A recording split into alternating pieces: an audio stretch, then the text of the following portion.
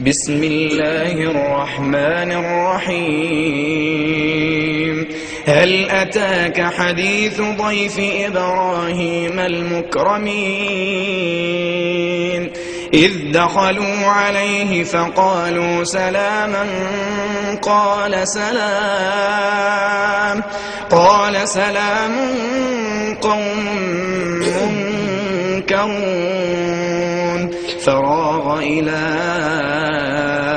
أهله فجاء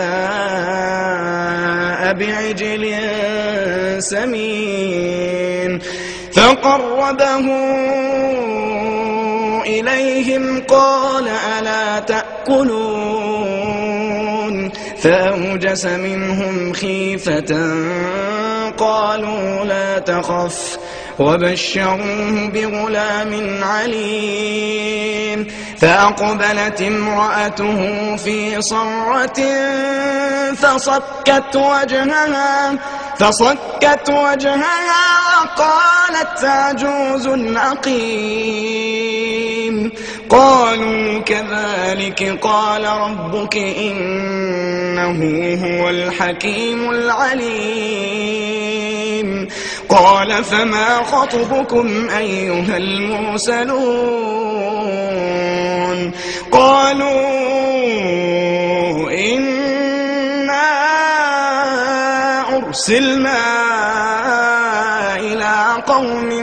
مجرمين لنرسل عليهم حجارة من طين مسومة عند ربك للمسرفين فأخرجنا من كان فيها من المؤمنين فما وجدنا فيها غير بيت من المسلمين وتركنا فيها آية للذين يخافون العذاب الأليم وفي موسى إذ أرسلناه إلى فرعون بسلطان مبين فتولى بركنه وقال ساحر أو مجنون فأخذناه وجنوده فنبذناهم في اليم وهو مليم وفي عاد إذ أرسلنا عليهم الريح العقيم ما تذر من شيء أتت عليه إلا جعلته كالرميم وفي ثمود إذ قيل لهم تمتعوا حتى حين فعتوا عن أمر ربهم فأخذتهم الصاعقة وهم ينظرون فما استطاعوا من قيام وما كانوا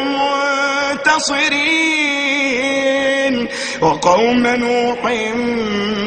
من قبل إنهم كانوا قوما فاسقين والسماء بنيناها بأيد وإنا لموسعون والأرض فرشناها فنعم الماهدون ومن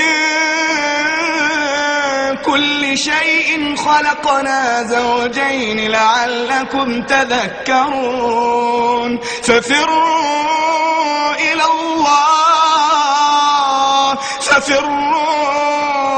الله إني لكم منه نذير مبين ولا تجعلوا مع الله إلها آخر إني لكم منه نذير مبين كذلك ما أتى الذين من قبلهم من رسول إلا قالوا ساحر أو مجنون أتواصوا به أم هم قوم